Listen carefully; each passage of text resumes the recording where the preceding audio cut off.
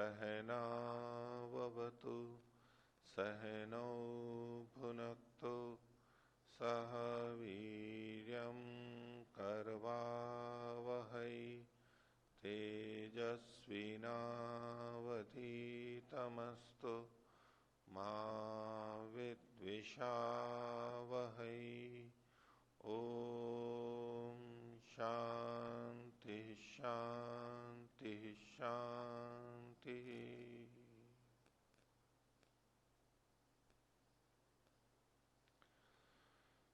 चरक संहिता की 225वीं कक्षा।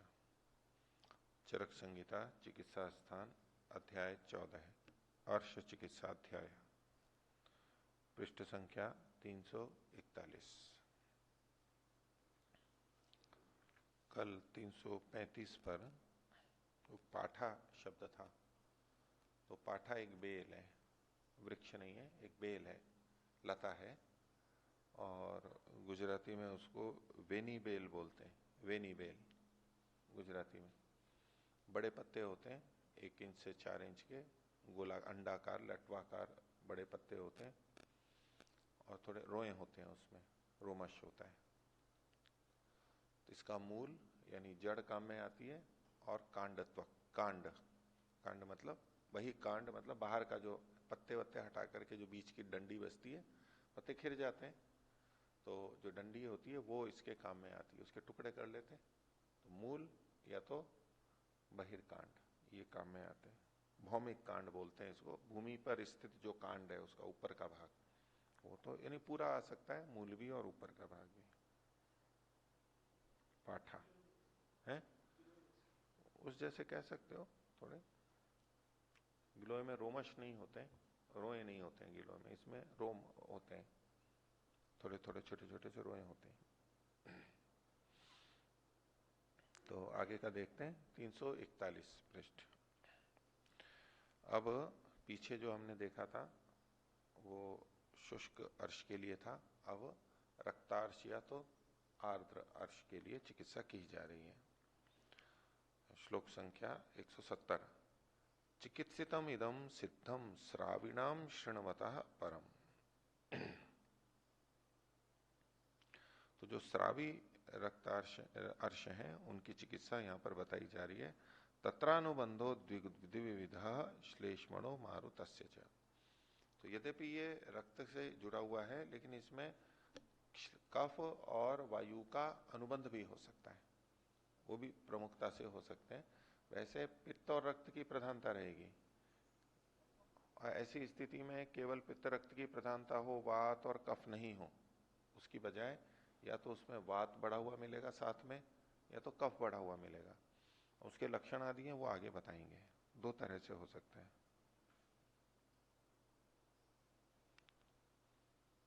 ये जो शृण्वता है, ये शृणु अतः परम ऐसे जुड़ेगा, शृणु अतः परम।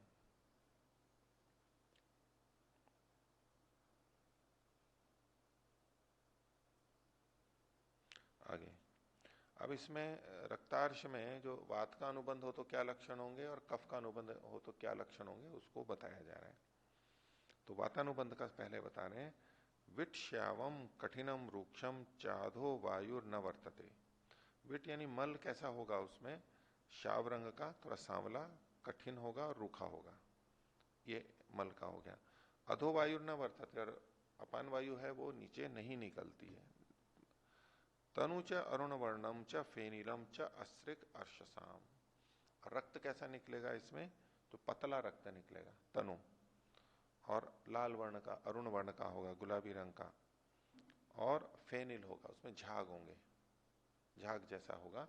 ऐसा रक्त यदि निकल रहा है और ऐसा मल है और ऐसा ऐसा वायु की स्थिति है, तो ये मानेंगे कि ये वायु का अनुबंध है। और लक्षण है कटि उरु गुद शूलम च दौर्बल्यम यदि चाधिकम। यदि कटि भाग में, पीठ में नीचे, उरु भाग में और गुद भाग में अधिक पीड़ा है और दुर्बलता भी अधिक है, तो समझना चाहिए कि वात का अनुबंध है। सामान्य दुर्बलता और सामान्य पीड़ा तो सबके अंदर होगी, सभी अर्शों में होगी। तत्रानुबंधो वातस्य, ये हो गया। हेतुर यदि च रूक्षणम, अब इसमें साथ में ये भी जोड़ दिया, यदि रूक्षण करने वाले हेतु जुड़े हुए हों, क्योंकि वायु रुक्षता से बढ़ती है, तो खान पान व्यवहार आदि जो भी है, दिनचर्या है, वो अगर रुक्ष है किसी की, ये हेतु भी साथ में हमारे को मिल रहे हैं और ये लक्षण भी मिल रहे हैं, तो समझना चाहिए इसमें वात का अनुबंध है। कारण भी साथ में मिलने चाहिए कि इस तरह के कारण देखे जा रहे हैं उसके खान पान में। हमारे को इतिहास जो इतिवृत्त पूछते हैं रोगी का, वो पूछताछ करते हैं, पूछते हैं रोगी के बारे में, उसमें हमें ये संकेत मिल जाते हैं। हाँ, अभी पीछे 170वें श्लोक में तो जो श्रावी अर्श है उसके श्लेष्म और मारुत अनुबंध बताए, किंतु पीछे जो एक 329 पृष्ठ में एक श्लोक आया था, 329 पृष्ठ में श्लोक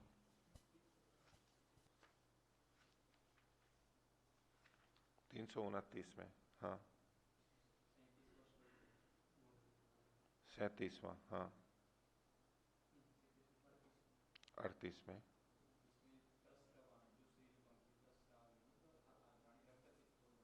हाँ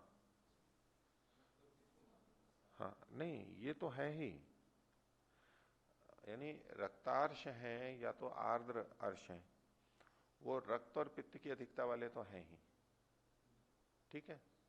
अब उसके साथ में वात का या कफ का अनुबंध भी हो सकता है, ठीक है। रक्तार्श तो रक्त की अधिकता से, पित्त की अधिकता से होंगे, इसमें तो कोई दो राय नहीं है। शुष्कार्श वात और कफ की अधिकता से होते हैं। अब ये रक्तार्श में भी कभी वात का अनुबंध होता है, कभी कफ का अनुबंध होता है। लेकिन ये अपन जो भी देख रहे थे 170वां, वो हाँ। तो रक्तार्श से ऊपर वाला था, श्रावी वाला था। 341 पृष्ठ में जो भी पढ़ रहे थे, हाँ, इसमें श्रावी अर्श जो ऊपर वाला था उसके विषय में, रक्तार्श में तो ठीक है कि वात का पीछे से अनुबंध नहीं, श्रावी अर्श और रक्तार्शी तो हो जाएंगे।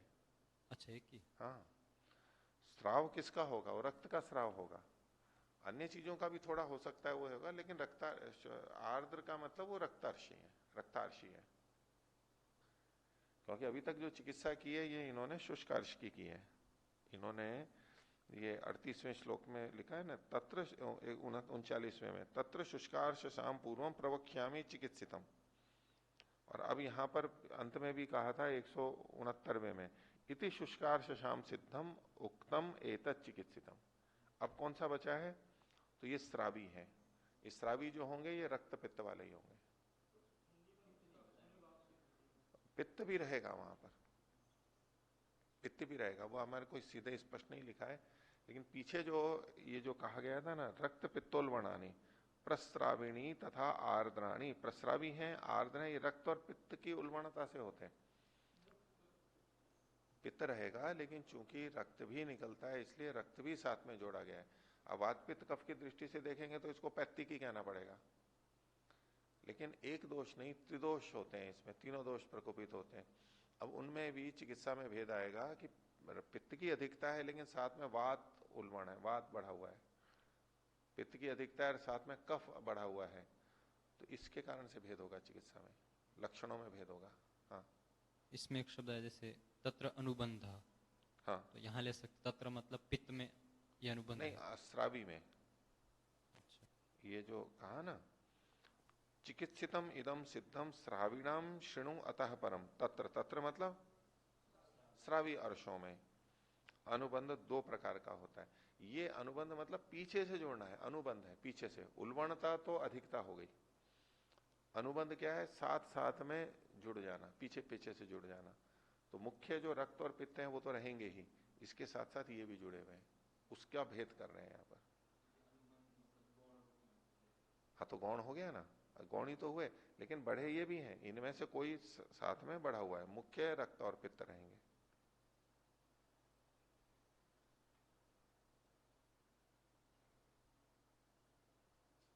पीछे भी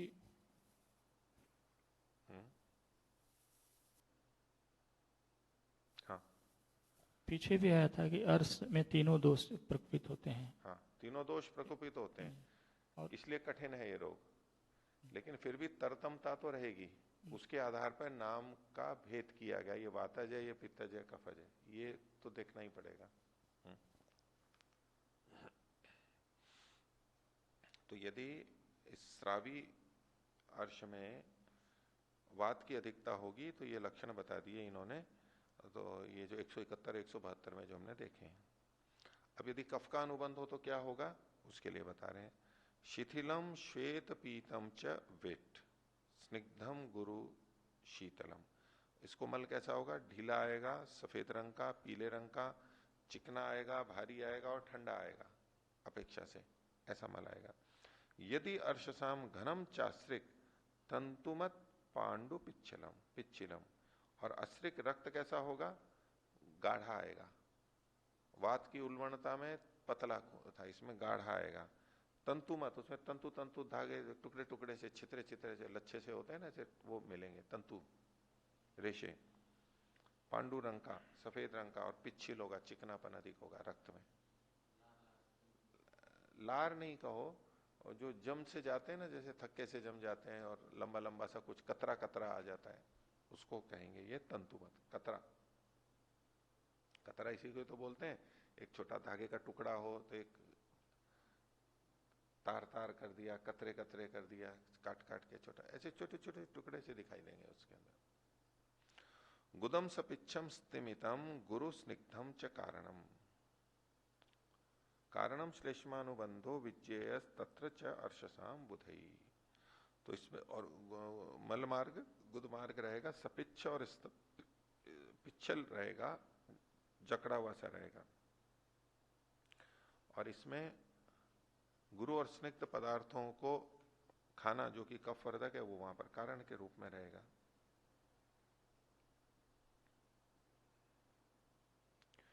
ये श्लेष्मानुबंध वहां पर समझना चाहिए। अब रक्तार्श की चिकित्सा बता रहे हैं। उसमें पहले प्रारंभ में एक सूत्र रूप में बता रहे हैं।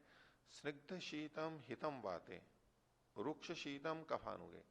दो अनुबंध बताए थे, वातानुबंध और कफानुबंध।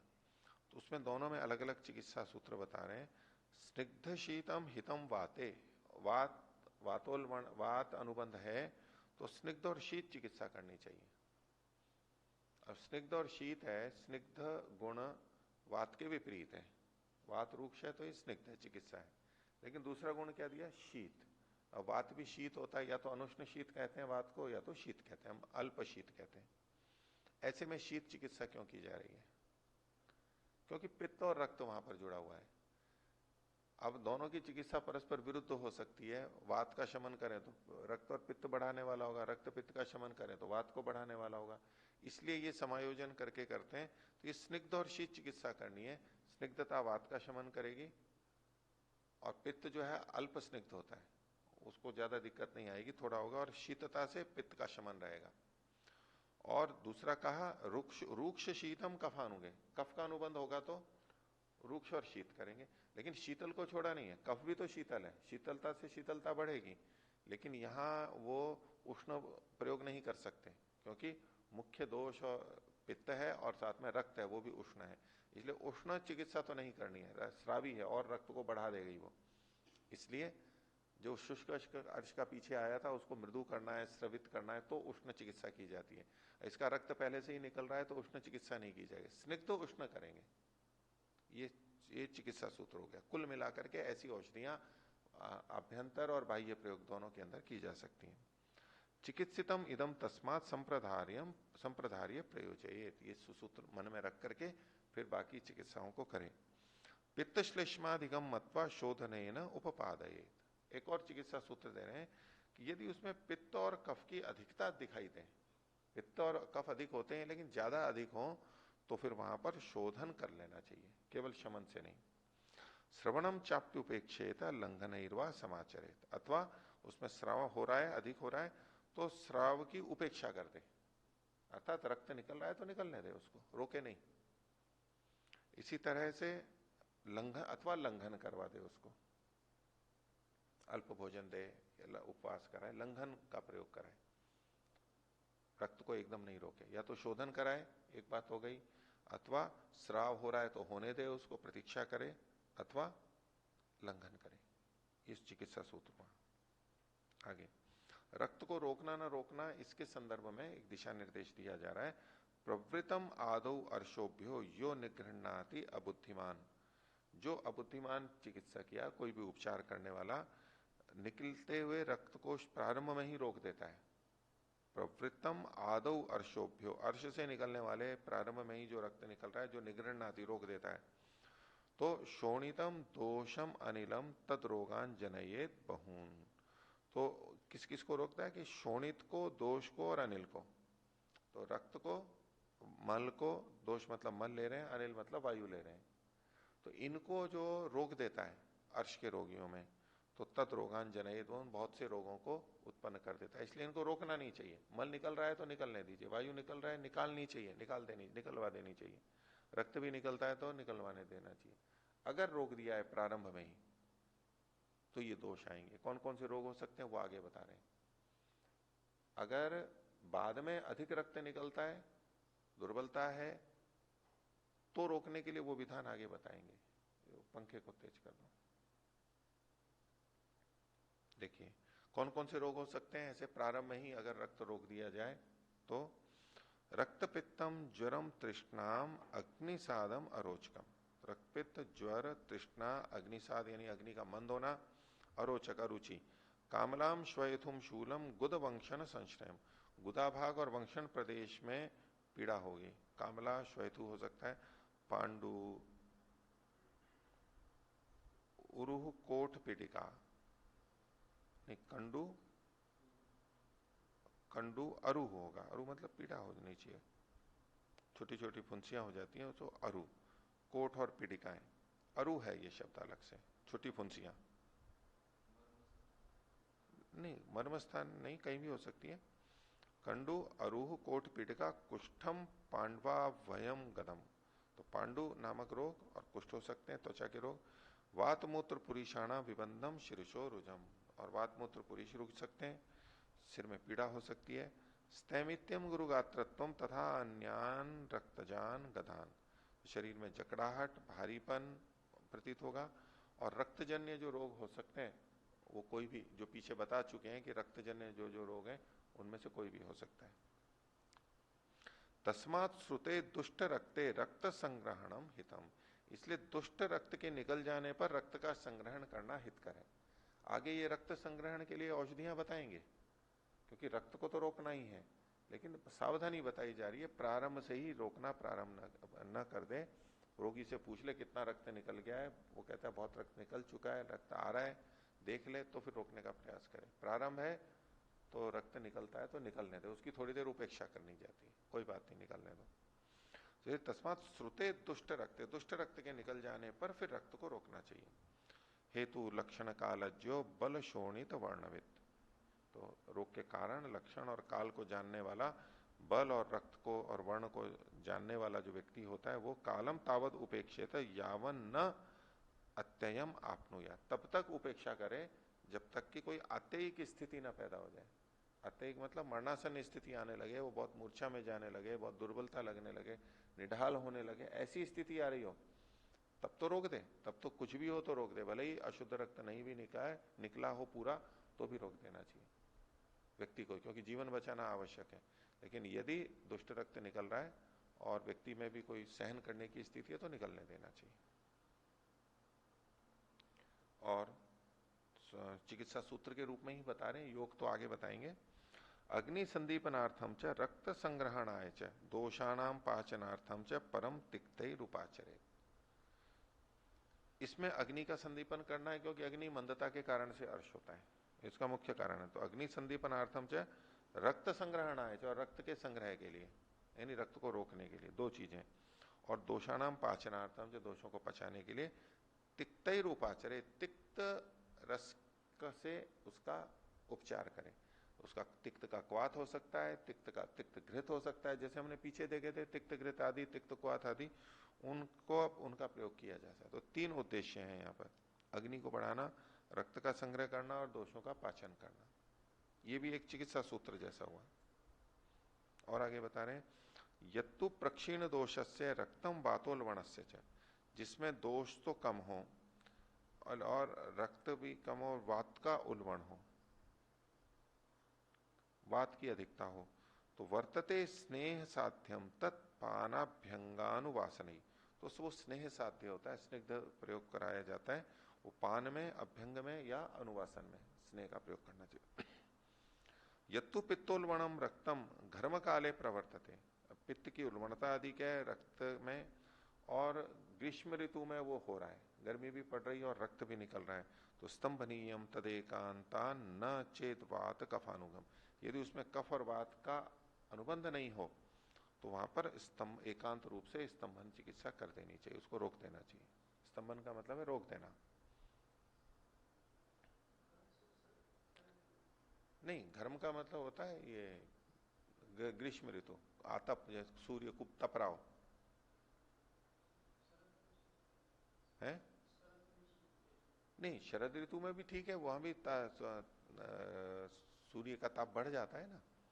शरद ऋतु का मतलब हुआ वृष्टि के बाद वाली ऋतु, तो उस समय बादल बादल हट जाते हैं, फिर तापमान, सूर्य निकल आता है, तापमान बढ़ता है, वो पित्त प्रकोप का काल है। तो वहां घर में मानी सूर्य का ताप तो वहां पर भी है, लेकिन मुख्य रूप से ये ग्रीष्म ऋतु के लिए है कि गर्मी बहुत पड़ रही हो और रक्त भी बहुत निकल रहा हो तो रोक देना चाहिए उसको, सहन नहीं करेगा वो रोगी, दुर्बलता अधिक आएगी। अब रक्त को रोकने के लिए ये उपचार तरह तरह के, छोटे मोटे बड़े, सब तरह के अलग अलग चीजों को बताएंगे। कुटज त्वग निर्यूह सनाग्रह स्निग्ध रक्त संग्रहण, तो यदि स्निग्ध रक्त हो यानी कफ से युक्तता वाला हो, कफ का अनुबंध हो, ऐसे में कुटज की छाल का काढ़ा और ये नागर, नागर का मतलब सौंठ, इसको मिला करके दे। कुटज की छाल, कुटज एक पौधा होता है, यानी बहुत बड़ा पेड़ नहीं होता है, मध्यम आकार का पेड़ होता है, उसकी छाल ली जाती है कुटज तक, जिसे कुटजारिष्ट बनता है, कुटज घनवटी बनती है। प्रवाहिका और अतिसार में बहुत प्रयोग किया जाता है इसको, वो स्तंभक होता है, रोकता है, तो रक्त को भी रोकता है, रक्त को भी रोकेगा, उसमें इसका प्रयोग बताया। ये प्रमुखता से है कुटज का, आगे भी कुटज का प्रयोग बताएंगे, अनेक जगह आपको कुटज का प्रयोग मिलेगा, आज भी बहुत प्रयोग होता है। ये एक योग हो गया। दूसरा कहते हैं त्वक दाढ़ी मत्स्य तद्वत सनाग्रह, अथवा अनार की छाल, तो दाड़िम की छाल मतलब दाड़िम का फल भी होता है, उसकी छाल जैसे हम होती है, हम छीलते ही हैं, और पेड़ की छाल भी ली जा सकती है, तो कांड की त्वक, कांड त्वक, नहीं तो फल का छिलका बहुत आराम से है, ये रक्त को रोकने वाला है, ये भी बहुत सरल है, ये तो हमारे पास उपलब्ध रहता ही है। उसमें सौंठ मिला करके रक्त रोकने के लिए ये औषधि दी जा सकती है। इसको छाल को तो फिर सुखा करके रखा जाता है पहले से, फिर पीस करके रख लो, औषधि बन गई। चंदन रसश्च, अथवा तो चंदन का काढ़ा बना करके वो भी साथ में दिया जा सकता है, ये भी रक्त को रोकने वाला है, ये अलग योग हो गया। और आगे श्वेत चंदन या लाल चंदन, इसमें चंदन से क्या लेंगे? इसमें सामान्य चंदन लिया जाता है तो लाल चंदन लिया जाता है, रक्त रोकने के लिए रक्त चंदन लिया जाता है। खुशबू आदि शीतलता के लिए, खुशबू के लिए श्वेत चंदन लिया जाता है, और रक्त रोकने के लिए और शुद्धि और जगह जो है वो रक्त चंदन, सामान्यतः रक्त चंदन लिया जाता है, ये रक्त चंदन के लिए। लाल चंदन उसमें खुशबू नहीं होती है। यहाँ आर्यवन में जो चंदन का पेड़ है ना, ये चंदन है, उसमें खुशबू आ गई है अंदर,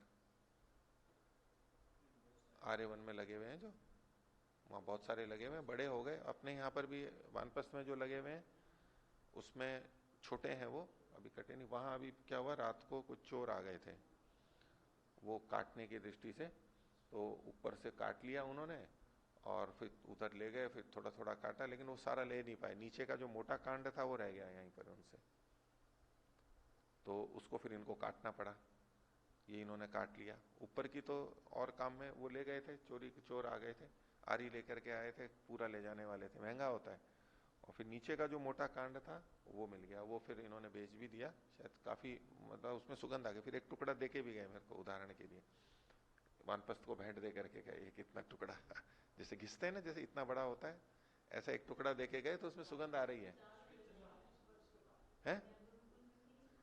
नहीं नहीं, लेकिन इसमें सुगंध है, इसको 40 साल थोड़ा ना हुए हैं, इसको मैं क्या 10 साल मुश्किल से हुए होंगे, कितने हैं, 10 साल भी नहीं हुए होंगे, कम से कम 40 वर्ष में वैसे पहले अब कुछ है, प्रोसेस किया। लेकिन जो भी प्रजाति होगी है उतनी तीव्र सुगंध नहीं है, ये बात ठीक है। 40 साल बाद और ज्यादा अच्छी पूरा पक्को होता होगा ना।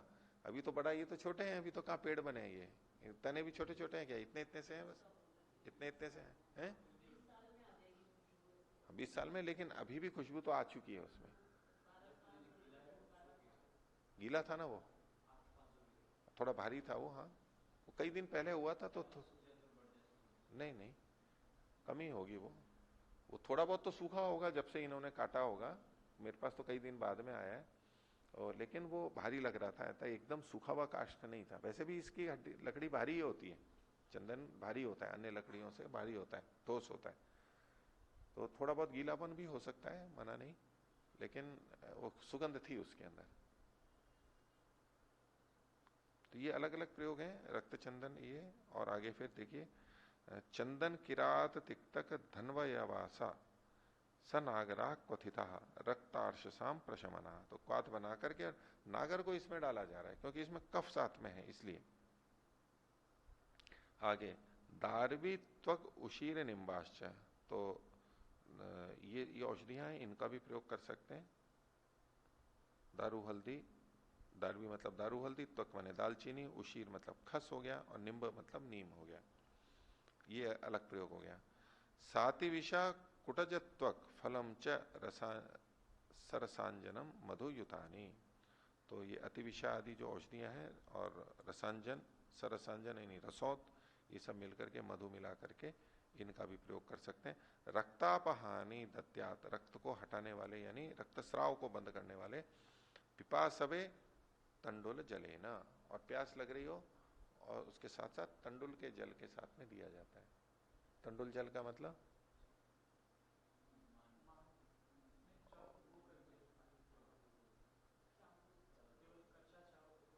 तंडुल, तंडुल जल, तंडुल जल क्या है? हैं? भात तो पका हुआ होता है, कच्चे को जब पका देते हैं फिर पका करके भात बन जाता है। जल कहां से आएगा, जल पूछ रहे हैं।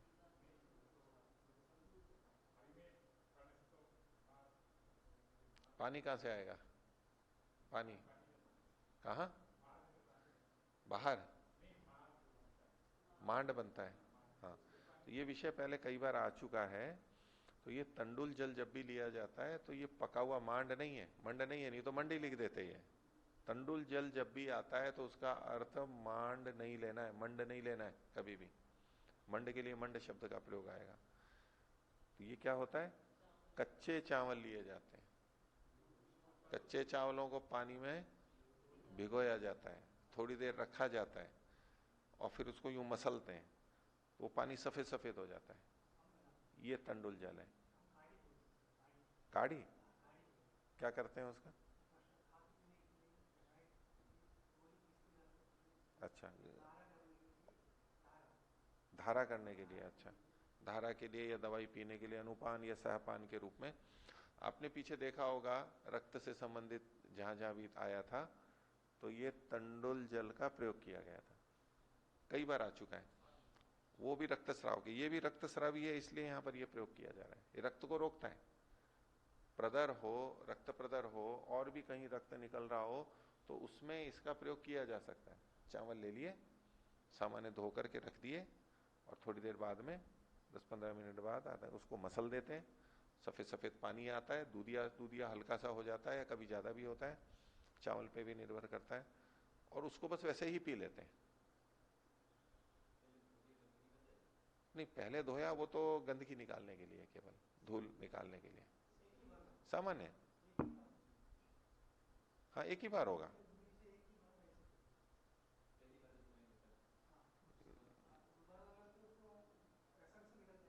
हाँ, नहीं, उनका कहना है कि उसको बार बार प्रयोग नहीं करेंगे, उसको सामान्य हिला लेते हैं, थोड़ा मसल भी देते हैं, थोड़ा सा यूं मोटा मोटा होता है, कठोर होता है ना, थोड़ा नरम हुआ, हिला देते हैं अच्छी। उसके ऊपर का जो भाग होता है जो कि जल से युक्त हुआ है, जल से थोड़ा फूल गया है, वो उतर के आ जाता है, ऊपर का भाग ही दिया जाता है। ये जो पॉलिश किए हुए होते हैं उस पर ये लाभ नहीं आएगा ज्यादा, जो बिना पॉलिश वाले हैं उस पे आएगा, क्योंकि पॉलिश वाले में तो ऊपर की परत वैसे ही काफी को वो हटा चुके हैं, अंदर का है वो थोड़ा आ जाएगा। मुख्य क्या ऊपर की भाग होते हैं, उसमें विटामिन बी होता है, उसको लेना चाहते हैं। और रक्त रोकने के लिए ऐसे ही मूंगफली का छिलका भी होता है, मूंगफली का अंदर वाला छिलका लाल वाला, मूंगफली भी रक्त रोकने के लिए नक्सीर में काम करती है। और उसका जो छिलका होता है उसमें खासतौर से रक्त को रोकने की होती है, स्तंभन होता है, कषाय रस का होता है। उसको छिलके को हम अलग से खाएं तो कैसा स्वाद होता है, थोड़ा कसायपन तो मूंगफली में भी होता है, लेकिन छिलके में अधिक मिलेगा, कसला एकदम होता है, वो रक्त को रोकता है, एक औषधि है वो। जिनको रक्त अधिक निकलता है एकदम सरल औषधि है, कई तरह से प्रयोग कर सकते हैं आप। सामान्यतः उसको भिगो दिया पहले, कच्चा है तो कच्चा खा लिया, जैसा है गेहूं अब उसी समय खाना है तो खा लिया, नहीं तो भिगो दिया। जैसे बादाम फूल जाते हैं ऐसे वो भी फूल जाएगा, और उसको प्रातराश के रूप में खा लें, 15-20 दाने, 20 दाने, 25 दाने, जैसा अपने को लेना है इतना उसको खा लेते हैं, एक तरीका। अगर केवल छिलके निकाल के खाने तो केवल छिलके निकाल के खा लीजिए। जैसे मूंगफलियां सिकी हुई आती हैं बिना नमक वाली, बिना नमक वाली सिकी हुई आती हैं, तो उसको यूं यूं मसल लेते हैं तो उसके छिलके नीचे गिर जाते हैं, उनको लेकर के खा लो, उनका चूर्ण रख लो, वो भी उसमें काम करेगा। पर किसी को पसंद नहीं आते हैं तो कई बार यहाँ तो गुजरात में प्राय छिलके हटा करके और निकाल करके देते हैं, पर छिलके सहित खाना ज्यादा लाभदायक है, अच्छा लगता है। लेकिन छिलके का स्वाद थोड़ा अलग होता है ना, और रेशा रहता है, इसलिए नहीं, नमक वाला नहीं, नमक वाला छोड़ दो, नमक वाले में तो ठीक है, नमक वाले में तो हटा देते हैं भाई, नमक हट जाएगा ज्यादा, लेकिन छिलका भी चला जाता है उसमें। लेकिन बिना नमक का भी जो सिका हुआ होता है, या तो फली सहित सिका हुआ हो या बिना फली के सिका हुआ हो, कोई सा भी, दोनों तरह से सेका जाता है। तो जो फली वाला भी सेक करके खाते हैं, ऊपर का हटाया, और अंदर का जो छिलका है उसको भी लोग भाई छिल करके फिर खाते हैं, वो छिलका उसमें लाभदायक है, ये रक्त रोकने के लिए है, विशेष उपयोगी है ये भी। कच्चे चावल की खीर,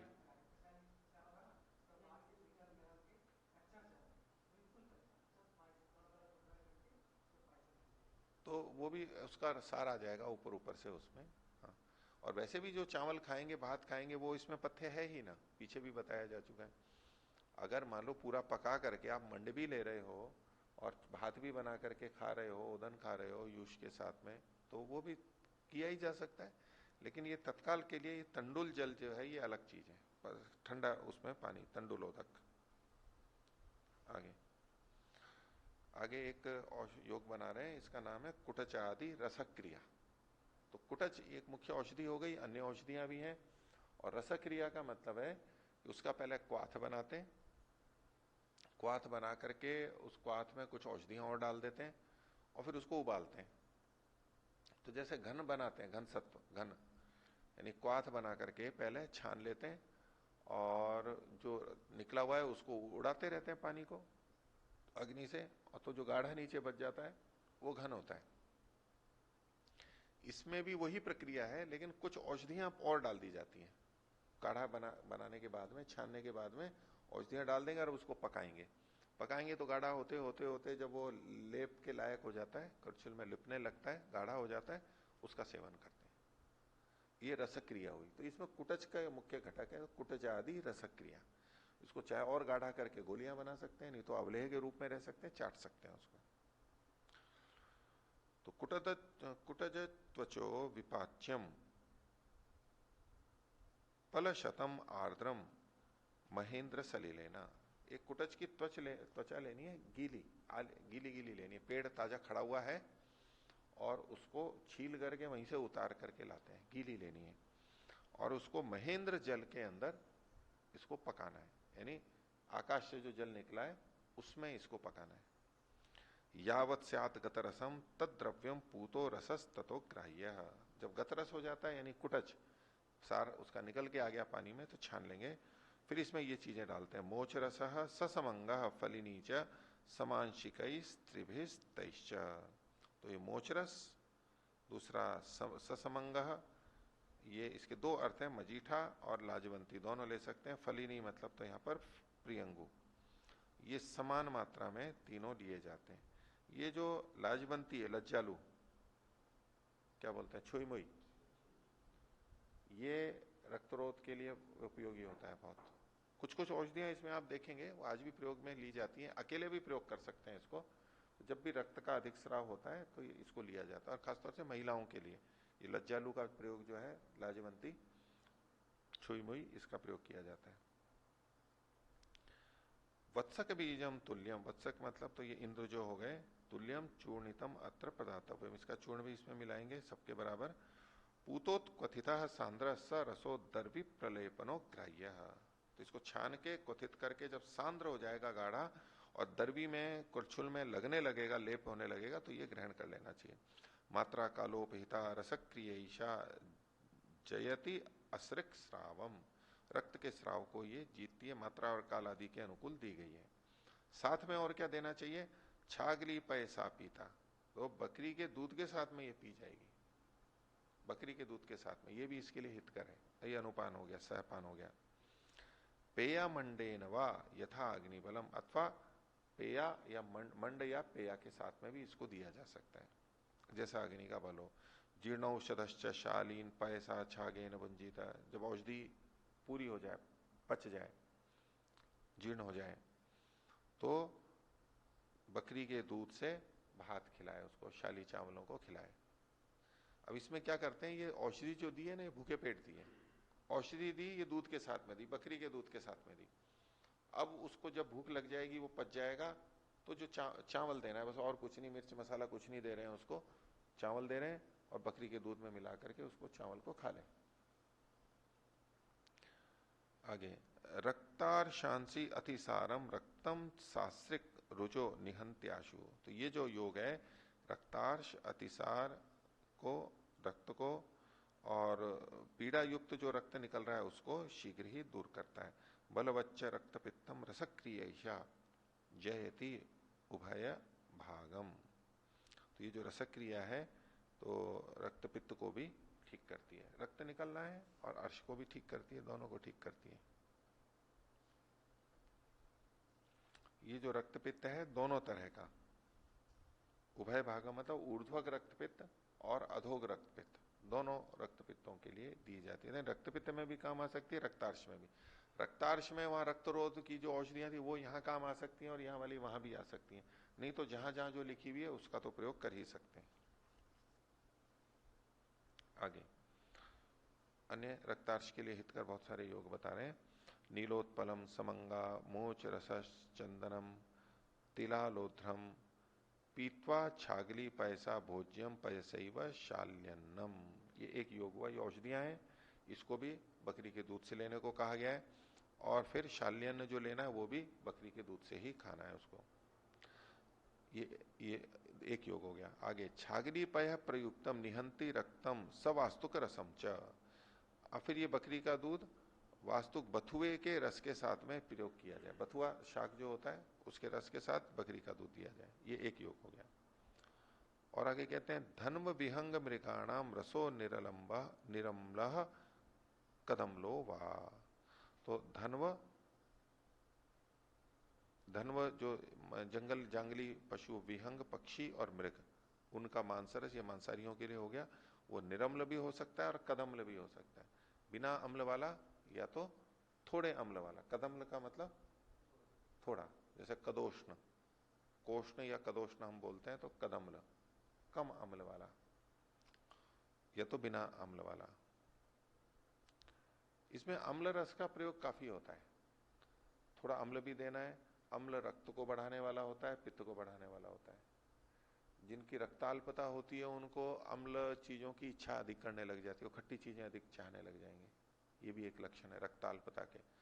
तो रक्त को बढ़ाना भी है, लेकिन बढ़ा हुआ रक्त है और वो अधिक भी नहीं बढ़ जाए, इसलिए कम मात्रा में अल्प अग्नि भी दीपन करना है उसका, और रक्त और पित्त बढ़ भी ना जाए, इसलिए कम अम्ल वाला प्रयोग किया गया, या निरम्ल। आगे अगला योग है पाठा वत्सक बीजम रसांजनम नागरम यवान्यश्च बिल्वम इति चार्षसैष चूर्णितानि पेयानि शूलेषु, तो ये जो औषधियां हैं ये चूर्ण करके, और इनको शूल में पीड़ा भी हो तो इनको पेय के साथ में लेना चाहिए। तो इसमें इनको पीना चाहिए तो किसके साथ में पिएंगे? ये तो चूर्ण बताए हुए हैं। तो पीछे जो योग बताए गए, या तो बकरी के दूध के साथ में पी लें और या तो तंडुलोदक। दार्वी किरात तिक्तम मुस्तम दुस्पर्श कश्च रुधिर रक्तम, ये एक और योग हो गया। तो दारू हल्दी, किरात तिक्त, मुस्त और दुस्पर्शक यवासा, ये इनके चूर्ण, इनको भी इसी तरह किसी पेय के साथ अनुपान या सहपान ले सकते हैं। ये रुधिर को नष्ट करने वाले हैं, रुधिर के स्राव को नष्ट करने वाले हैं, रुधिर अग्नम। आगे घृत का प्रयोग बता रहे हैं। रक्ते अतिवर्तमाने शूले च घृतम विधातव्यम, रक्त अगर अधिक बह रहा है, पीड़ा है, तो घृत का विधान करना चाहिए। औषधि सिद्ध घृत वो आगे बता रहे हैं। कुटज फल वल्क केशर नीलोत्पल लोत्र धातकी कलकई। तो ये जो कुटज का फल हो गया, ये इंद्र जो हो गया, और वल्क हो गया, इसकी छाल हो गई। फिर है केसर, केसर का मतलब है नाग केसर, इसका भी रक्त स्राव में बहुत प्रयोग किया जाता है आयुर्वेद में। नाग केसर, नाग केसर का अकेला चूर्ण भी देते हैं या इन जगहों में मिला करके भी देते हैं। तो ये अलग औषधि है नाग केसर। तो इन सब चीजों को, इन वस्तुओं को मिला करके करते हैं, घृ सिद्ध कर लेते हैं इसे। और अगला योग है सर्पी सदाड़िम रसम सयावशूकम श्रितम जयत्याशु। तो घी लेंगे, दाड़िम के रस और जो का क्षार, इसको मिलाकर के घी सिद्ध करते हैं, ये भी ठीक करता है। रक्तम सशूलम, रसूल सहित रक्त होता है, ये एक योग हो गया। एक और योग बता रहे हैं निदिक्तिका दुग्धिका सिद्धम, दो है। निदिक्तिका तो ये कटकारी रेंगनी हुई, और दुग्धिका हो गई दूधी। दूधी जो होती है, ये छोटी दूधी और बड़ी दूधी, जिसमें दूध निकलता है नीचे। दूधी मतलब वो लौकी नहीं है, जो पौधा छोटा छोटा भूरा, अधिक हरा, गहरा हरा, थोड़ा बैंगनी रंग का जैसा जो है, दूध, लघु दुग्धी का और बृहद दुग्धी का जो हमने देखी थी, उसके साथ में, वो भी रक्त को रोकने वाले हैं, इनका प्रयोग कर सकते हैं कंटकारी और इसके साथ में। आगे और कुछ पेया योग बता रहे हैं। लाजा पेया पीता, लाजा की बनाई हुई पेया। तो लाजा आप जानते ही हैं। अब ये लाजा की जो पेया होती है वो और भी लघु होती है। एक पेया बनाते हैं तंडुल से, यानी कच्चे तंडुल को पकाते हैं और उबालते हैं। अब जो पेया बनी है, मंड या पेया जो भी बनी है, वो भी लघु होती है। लेकिन इसको पहले अगर भून लिया जाए, जो लाजा बना लिया है, खिल वो हो गई जो, अब उसको पानी में पका करके पेया बनाई जा रही है। मंड भी बना सकते हैं, पेया भी बना सकते हैं। ये जो पेया है, ये और भी लघु होती है, क्योंकि पहले अग्नि में संस्कार कर चुके हैं उसका और लघु बना चुके हैं। तो ये लाजा पेया के लिए कहा जा रहा है, सामान्य पेया नहीं है। सामान्य जहां केवल पेया लिखा होगा, तब तो ओदन को जैसे पकाते हैं, जो पेया बनती है वो ही लिया जाएगा। लाजा पेया विशेष हो गया। तो लाजा पेया किसके साथ में लेनी है? सचुक्रिका केशरोत्पलई सिद्धा। तो चुक्रिका जो है, ये 3 पतिया जो ये खट्टी बूटी जो है, इसके साथ में चांगेरी, इसको, ये रक्त को रोकेगी, दीपन पाचन करेगी, तो उसी में डाल करके पका लेते हैं उसको। और केशर, नागकेशर, उत्पल यानी कमल, हंति आशु अस्त्र श्रावम तथा, ये शीघ्र ही रक्त को रोकती है। तो नागकेशर का चूर्ण भी खूब मिल जाता है, और ये भी 3 पत्तियां भी मिल सकता है। अन्य योग बता रहे हैं बला पृष्णी पर्णिभ्याम, ये बला और पृष्णी पर्णी, इन 2 से। और अगला योग है ह्रीवेर बिल्व नागर निर्यूहे, इनका क्वाथ बना के साधितम स नवनीताम। तो नवनीत के साथ में इसको प्रयोग किया जाएगा, क्वाथ बना करके स नवनीताम। और भी चीजें मिलाएं, वृक्षाम्ल दाड़िमाम्लम अम्लिकाम्लाम सकोलाम्लाम, ये अनेक तरह के अम्ल हैं, वृक्षाम्ल, दाड़िमाम और अन्य भी जो है। तो इन अम्ल चीजों को मिला करके उसमें उसको लेना चाहिए।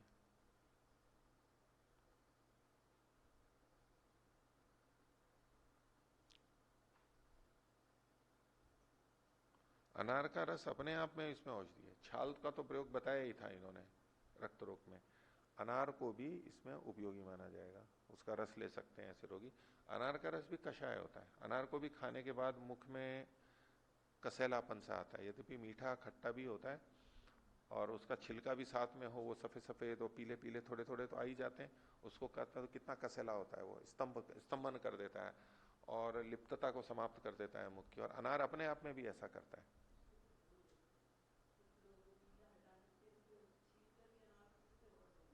हाँ, धो देते हैं, हट जाता है, नहीं तो भी थोड़ा बहुत होता है तो साथ में खाने में कोई आपत्ति नहीं है, वो तो खाया जाता है, मैं तो खा लेता हूँ, अगर होता है तो उसको अलग नहीं करता हूँ।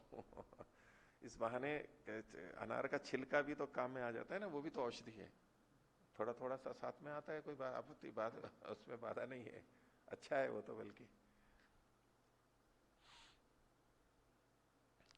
आगे ये सकोलाम लाम है, तो सकोल था बेर का खट्टापन और ये सब है।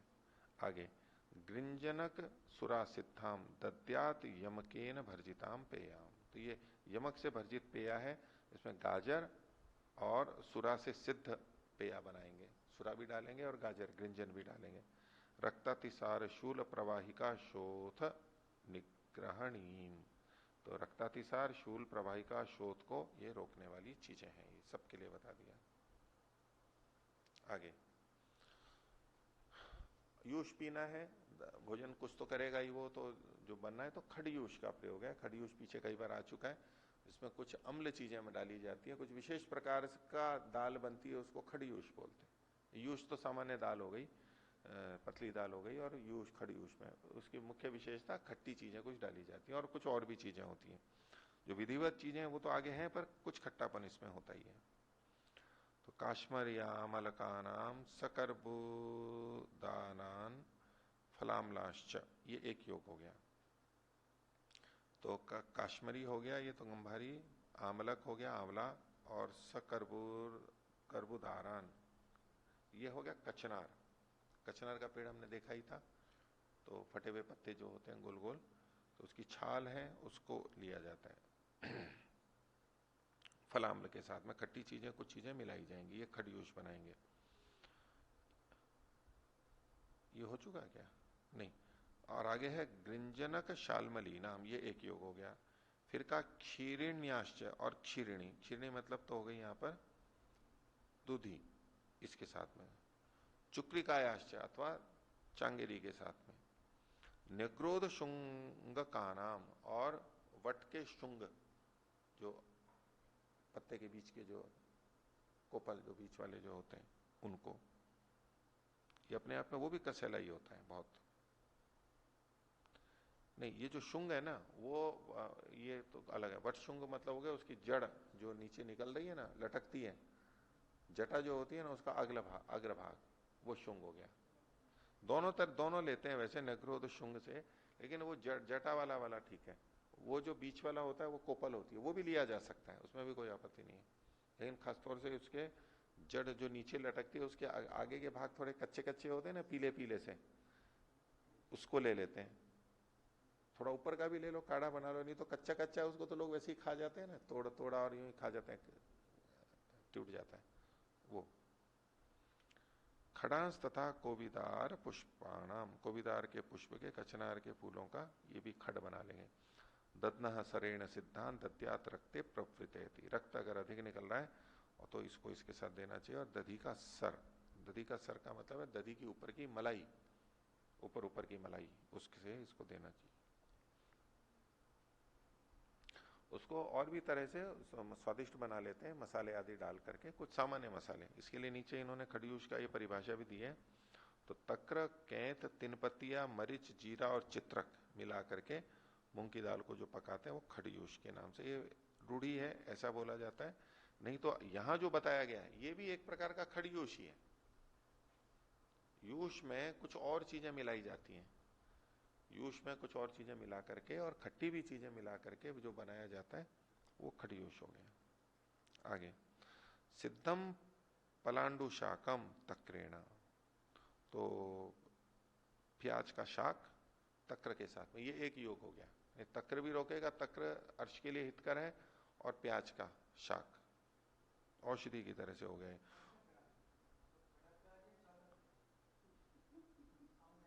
लाल प्याज है या सफेद प्याज है? हाँ। अब ये भेद हो सकता है, पलांडु सभी लाभ करेंगे, कम ज्यादा हो सकता है, और सफेद वाला अधिक औषधीय माना जाता है लाल वाले की बजाय, लेकिन लाल वाला भी सहजता से उपलब्ध है, बहुत सरल सस्ता मिलता है, उसको लिया जा सकता है। उपोदिकाम सबदरामलम, उपोदिका ये पोई का शाक लेते हैं खट्टे बेर के साथ। रुधिर स्रवे प्रदद्यात मसूर सूपम च तक्रामलम, तो मसूर की दाल का उसमें खट्टा दही डाल करके पकाते हैं और दाल को ले लेते हैं। कई बार दाल वगैरह बनी होती है तो उसमें दही डाल के भी लोग बाग खाते हैं ना, दाल भी है और दही भी है, या तो दाल बनी भी है और उसमें छाछ भी रखी है तो थोड़ी छाछ को दाल में डाल देते हैं और फिर उसको खाते हैं। दाल मान लो किसी को अधिक स्वादिष्ट नहीं लग रही है और न खट्टापन नहीं है, फीकी सी लग रही है, तो उसमें थोड़ी छाछ या दही डाल करके मिला लेते हैं तो उसका स्वाद बदल जाता है, स्वादिष्ट बन जाती है। अन्य पथ्य बता रहे हैं, पैसाश्रितेन यूशैर मसूर मुद्ग आढ़की मकुष्ठानाम भोजनम अत्याद अम्लई शाली श्यामक कोत्रवचम। तो इनके भोजन के लिए बता रहे हैं, तो वो भोजन क्या है, शाली, पीछे अंत वाला देखेंगे, शाली श्यामक और कोद्रव, ये तो अन्न हो गए, और ये अम्ल होने चाहिए, कुछ अम्ल डाला जाता है, तो इन अम्ल भी के साथ भी खा सकते हैं। मुख्य खाने की चीज है शाली श्यामक और कोद्रव, यानी एक तरह से भात जैसा बनेगा, या तो आप यवागु या पेया जो भी बनाना चाहते हैं, इसको शाली आदि को श्रितेन पैसा गर्म दूध के साथ में खा ले, ये एक बात हो गया। युष के साथ खा सकते हैं, किनका, मसूर, मूंग, आढ़की,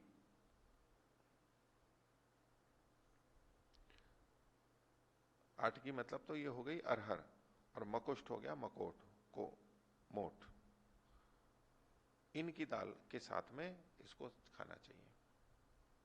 आगे मांसाहारियों के लिए प्रयोग है, शश हरिण लाभ मांसई कपिंजलेणेयकैहि सुसिद्धैश्च। तो ये जो विभिन्न नाम लिखे हैं इनके मांस के रस से भोजनम अत्यात अम्लैर मधुरैर ईशा, थोड़ा अम्ल और थोड़ा मधुर मिला करके, समरिचैर्वा, थोड़ी मरीच मिला करके इसका प्रयोग करना चाहिए। अन्य पक्षियों के मांस का बता रहे हैं, दक्ष शिखी तित्तिर रसई, इनके मांस रस से सिद्ध, और द्विककुद लोपाक जैश्य मधुरामलई। द्विककुद कहते हैं ऊंट को, दो ककुद होते हैं उसके, सामान्य जो हमारे ऊंट होते हैं इसको भी द्विकुद कहें, लेकिन ये एक कुकुद होती है, पीठ पे जो होती है वो एक होती है। लेकिन इधर अरब में या तो अफ्रीका में कुछ ऊंट होते हैं जो दो ककुद होती है उनके, देखें कभी चित्र में देखे होंगे। जैसे अपने यहाँ के हाथी और वहां के हाथियों में अंतर होता है, अफ्रीका के हाथी और भारत के हाथियों में। भारत के हाथी थोड़ी छोटे होते हैं, वो थोड़े लंबे चौड़े और अलग तरह के होते हैं, ऊंचे उठे हुए, आकार प्रकार भी अलग होता है। ऐसे ऊंट में भी अंतर होता है। तो पीछे जो कू होती है वो एक होती है, यहाँ पर द्विककुद में उसमें दो ककुद होती है, बीच में गड्ढा होता है, देखा कभी है? चित्र में देखा होगा, हाँ, वैसे तो नहीं देखने को मिलता हमारे को, या तो फिल्म में देखेंगे, लेकिन वो ऐसी प्रजाति है ऊंट की, उसके लिए ये कहा गया है द्विककुद। और लोपाक तो लोमड़ी हो गई है। इनको मधुर और अम्ल रसों के साथ में अद्यात रसईर अति वहेशु अर्शसु, जब बहुत अधिक रक्त में, अर्श में रक्त बह रहा हो तो अनिलोलवण शरीर, और वायु की अधिकता साथ में हो तो ये देना चाहिए। आगे पलांडु का प्रयोग और बता रहे हैं, पीछे भी बताया था, लेकिन पलांडु भी एक विशेष औषधि रक्त रोकने के लिए है, इसका हम सामान्यतः प्रयोग कर सकते हैं। रस खड़यूष यवागु संयोगतः केवलो अथवा जयति, जो रक्तम अतिवर्तमानम वातम च पलांडुर उपयुक्त, खाया गया पलांडु अधिक आने वाले रक्त को और वात को, वात शामक भी है पलांडु,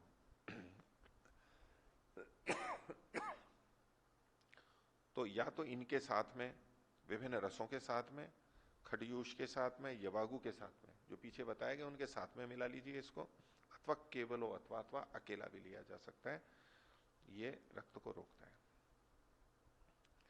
अब इसको अन्यों के साथ में योग बता रहे हैं, तो छागांतराधि तरुणम सरुधिरम उपसाधितम बहु पलांडु व्यत्ययासान मधुराम्लम विट शोणित संघये, नहीं विट शोणित संक्षये देयम।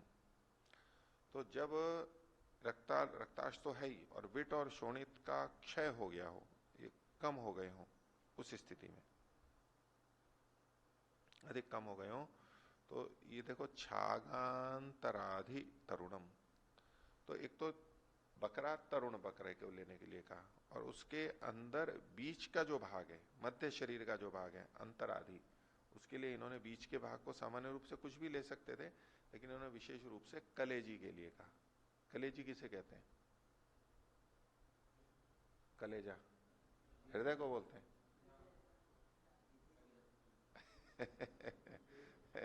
जिगर किसे बोलते हैं? जिगर, जिगर, हाँ जिगर। इसमें नहीं, जिगरी दोस्त हो गया एक तो, एक तो जिगरी दोस्त हुआ। बोले किसी में ताकत नहीं है, बोले इसमें जिगर नहीं है, कोई साहस नहीं कर पाता है ना, कोई कठिन चीज हो और करने के लिए डर रहा हो, बोले तेरे में जिगर नहीं है। पराक्रम है लेकिन वो अवयव का नाम है। तो यकृत को जिगर बोलते हैं। वैसे लोग बाग हृदय का भी ले लेते हैं, भाई जिगरी दोस्त है, मतलब मेरा प्रिय मित्र हृदय, हार्दिक प्रिय है, ऐसा हृदय ले लेते हैं, लेकिन हृदय नहीं, यकृत का होता है उसका। तो बीच के भाग को ये अन अवयवों में कुछ अधिक चीजें संग्रहित रहती है, पोषक पदार्थ इनमें संग्रहित रहते हैं हमारे शरीर के, धीरे धीरे निकालते रहते हैं। अतिरिक्त तो हम जब लेते हैं कुछ विटामिन से और चीजें खाने, उनको ही संग्रहित रखता है। अधिक लिया तब संग्रहित रखता है, और जब जब जितनी आवश्यकता होती है तो थोड़ा थोड़ा छोड़ते रहते हैं। तो इनको लेने से क्या, वो पोषक पदार्थ वहां अधिक रहते हैं, इसको ले लेते हैं। मछलियों का तेल भी निकालते हैं, उनके यकृत का भी तेल निकालते हैं, cod liver oil, cod liver हो तो कॉड मछली का, हेलीबट लिवर ऑयल, ये बाजार में बिकते हैं, शार्क के, इसके लीवर में ऐसे निकालते हैं, उसमें से तेल निकलता है, और उसमें विटामिन डी बहुत अधिक होता है, संग्रहित रहता है उसमें, वो बाद में काम में आता रहता है। तो इसलिए ये इस तरह से ये प्रयोग है कि जब इनको रक्त अधिक निकल रहा हो, तो ऐसे में बकरे के अंदर ये इसका कलेजी, तो मेरे ख्याल से कलेजी शब्द जो है यकृत के लिए आता है?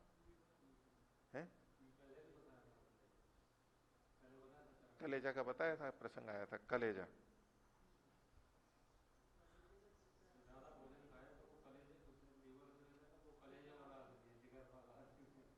अच्छा, जो ज्यादा खाना खाता है तो फिर इसका कलेजा अच्छा है? नहीं, जिगर और कलेजा एक ही बात है। हाँ, उसका पाचन ठीक है, यकृत अच्छा है तो पाचन ठीक होता है, यकृत दुर्बल होता है तो पचता नहीं है खाना, उस व्यक्ति को कम खाता है वो।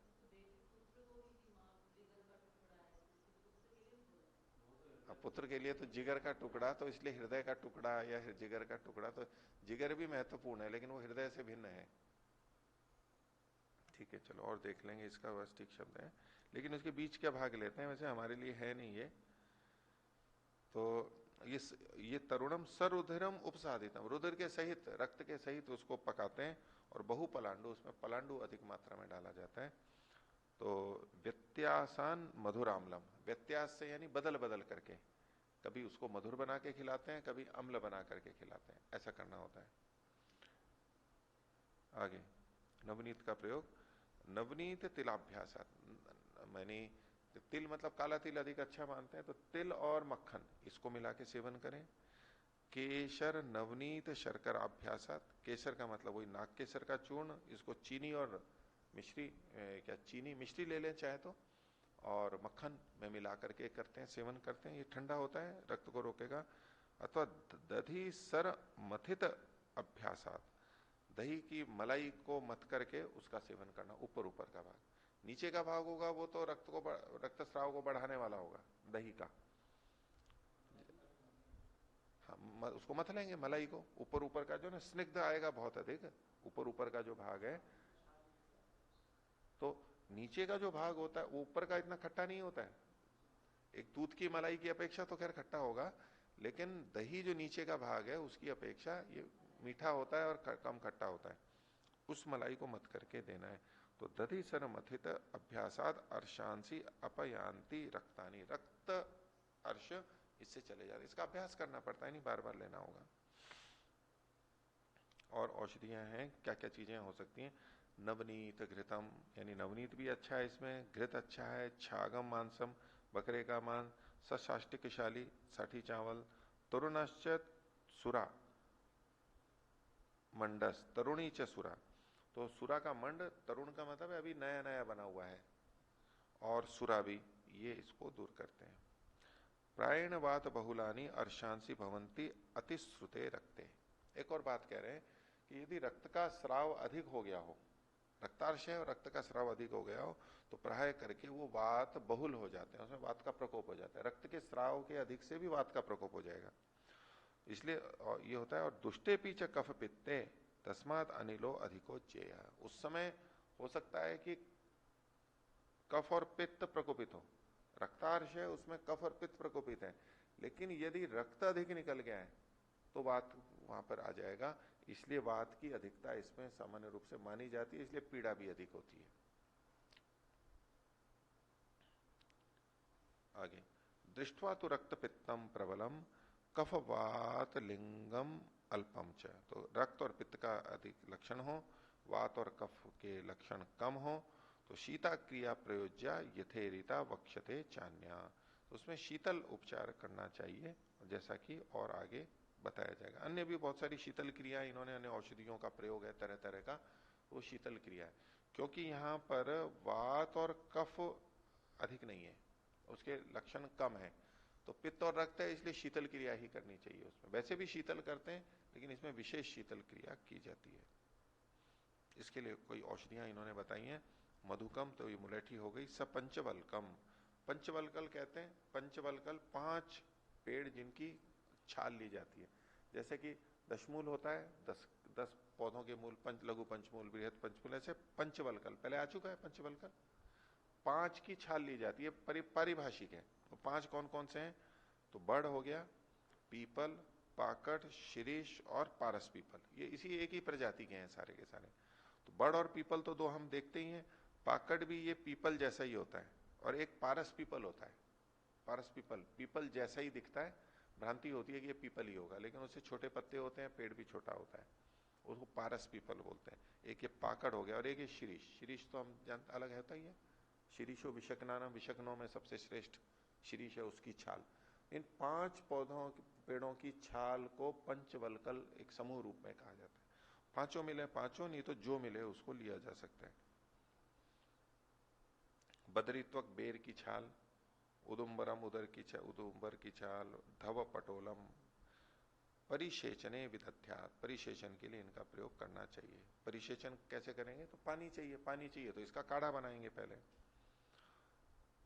अगला योग बता रहे हैं, वृषक वृष ककुभ, ऐसा कीजिए, वृष ककुभ यवास निम्बाश्च, ये 4 औषधियां हैं। तो वृष तो मतलब अड़ूसा हो गया, ककुभ हो गया अर्जुन, और यवासा हो गया, और निम्ब हो गया। इनकी छाल का भी परिशेचन करना चाहिए। आगे अवगाहन के लिए उसमें भी एक क्वाथ द्रव्य बताएं, उसमें बैठा दिया जाता है रोगी को। रक्ते वर्तमाने दाहे क्लेदे अवगाहे चापी। तो रक्त अधिकारा हो, जलन अधिक हो, द्रव अधिक हो, तो अवगाहन कराना चाहिए। किन औषधियों से ये बताया? मधुक, मृणाल, पद्मक, चंदन, कुश, काश, निष्क्वाथे, ये एक हो गया। आगे इक्षुरस, मधुक, वेतस निर्यूहे, इसमें भी करते हैं, गन्ने के रस में मुलेठी, ये वेत का हो गया। शीतले पयसी वातम, अथवा ठंडे जल के अंदर बैठा सकते हैं। अवगाहेत प्रदिग्धम पूर्वम शिशिरेण तैलेन, और शीतल द्रव्यों का उसको प्रयोग करके और फिर उसको शीतल जल के अंदर बैठा देना चाहिए। इसी तरह से अन्य शीतल प्रयोग है, उसमें धारा सेक है। धारा सेक मतलब लगातार, जैसे शिरोधारा होती है, वो धारा सेक है, लगातार उसको डाला जाता है। प्रक्रिया अलग अलग है। दत्वा घृतम सशर्करम उपस्थ देशे गुदे त्रिक देशे च, तो उसको पहले इनको ये लगा देते हैं, उसके उपस्थ देश में मूत्रेंद्रिय पर लगा देते हैं। तो घी में शर्करा मिला करके उपस्थ प्रदेश में लगा देते हैं, गुद भाग में लगा देते हैं, त्रिक प्रदेश में लगा देते हैं। लगा करके फिर शिशिर जल स्पर्श सुखाधारा प्रस्तंभनी योज्या, तो ठंडे जल की सुखधारा उसके ऊपर डाली जाती है जो कि स्तंभन करेगी, रक्तस्राव को रोकेगी। रक्त अगर जा रहा है तो जैसे बर्फ लगा देते हैं या ठंडा पानी लगा देते हैं, उससे रुक करता है, क्योंकि ठंडी चीज सुकड़ेगी, गर्म होगा तो फैलाएगी, इसलिए ठंडी चीज की जैसे सुकड़ जाती है तो रक्त रुक जाता है, अपने आप भी रुकता है और साथ में इन चीजों के प्रयोग से उसमें थोड़ा सा सहयोग मिल जाता है।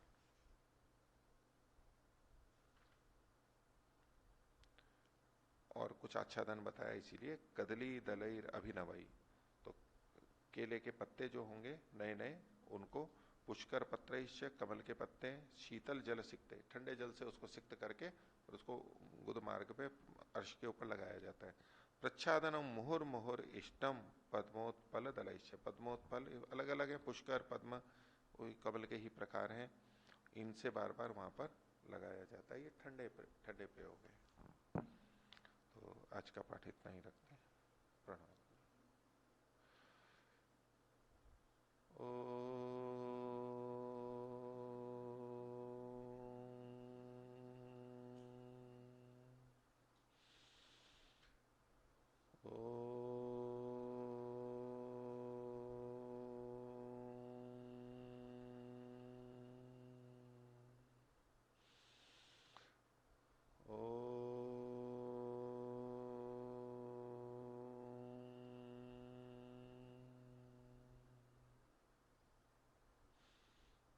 सभी को सदा रविवार। ओम।